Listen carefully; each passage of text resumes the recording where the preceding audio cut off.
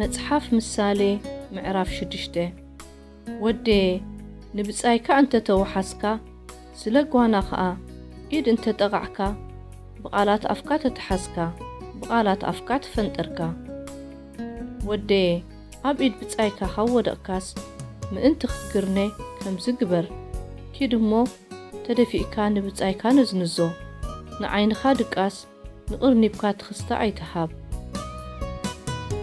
ከምቲ ሚዳቋ ካብ ኢድ ሃዳኒ ዑፍ እውን ካብ ኢድ ኣፈንጣሪ ዘምልጣ ንርእስኻ ኣድሕን ኣታሃካይ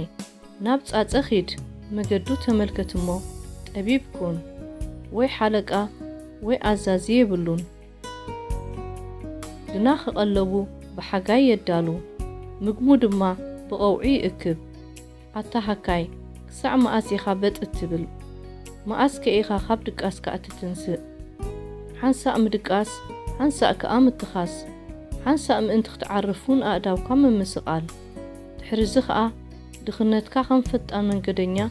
ስእነትካ ድማ ከም ኣጽዋር እተዓድቀ ሰብኣይ ይመጸካ ሕሱም ሰብ ዓመፀኛ ሰብ ብወስላታ ኣፍ ይመላለስ ብዓይኑ ይጠቅስ ብእግሩ ይዛረብ በጻብዑ የመልክት ተንኰል ኣብ ልቡ እዩ ኩሉ ጊዜ እከይ ይፍሕስ ባእሲ ድማ ይዘርእ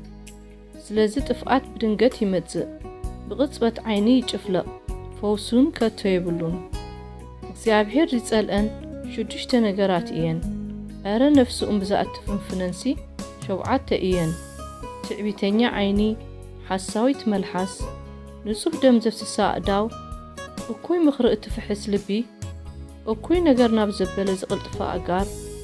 ሓሶት ዝዛረብ ሓሳዊ ምስክር ኣብ መንጎ ኣሕዋትካ ህእሲ ዝዘርእ ወዴ ንትእዛዝ ኣቦኻ ሓልዎ ንሕጊ ወላዲትካ ኸኣ ኣይትሕደጎ ኩሉ ጊዜ ኣብ ልብኻ እሰሮ ኣብ ክሳድካ እውን ኣጥቢቕካ ሓዞ ካብታ እከይቲ ሰበይቲ ካብታ ልዙብ ዝመልሓሰ ኣመንዝራ ኺባልሃካስ ትእዛዝ መብራህቲ እዩ ሕጊ ኸኣ ብርሃን እዩ ተግሳጽ ትምህርቲ ድማ መገዲ ህይወት እዩ እሞ እንተ ኸድካ ይመርሓካ በጥ እንተበልካ ይሕልወካ እንተ ነቓሕካ ድማ የዛርበካ ብሰሪ ኣመንዝራ ሰበይቲ ሓንቲ እንጌራ ክሳዕ እትተርፎ ይኸውን ዘማዊት ከኣ ክብርቲ ነፍሲ እያ እትሃድን እሞ ንጽባቐያ ብልብኻ ኣይትመንዮ ብቖላሕተኣ እውን ኣይትዝረፍካ ሰብ ዶ ሓዊ ሓቒፉስ ክዳኑ ኣይነድድን እዩ ኣብ ልዕሊ ጓህሪ ኸይዱኸ ኣእጋሩ ዶ ኣይሓርርን እዩ ናብ ሰበይቲ ብጻዩ ዚኣቱ ኸኣ ከምኡ እዩ ዝትንክያ ከይተቐጽዐ ከቶ ኣይተርፍን ሰራቒ ጠሚዩ ኺዕንግል ኢሉ እንተ ሰረቐ ሰብ ኣይንዕቆን እዩ እንተ ተታሕዘ ኸኣ 7 ኢድ ይዓዲ ኣብ ቤቱ ዘሎ ኹሉ እውን ይህብ እቲ ምስ ሰበይቲ ዝምንዝር ግና ልቢ የብሉን ንነፍሱ ኸጥፍኣ ዝደሊ እዩ ኸምዚ ዝገብር ቁስልን ነውርን ይረኽቦ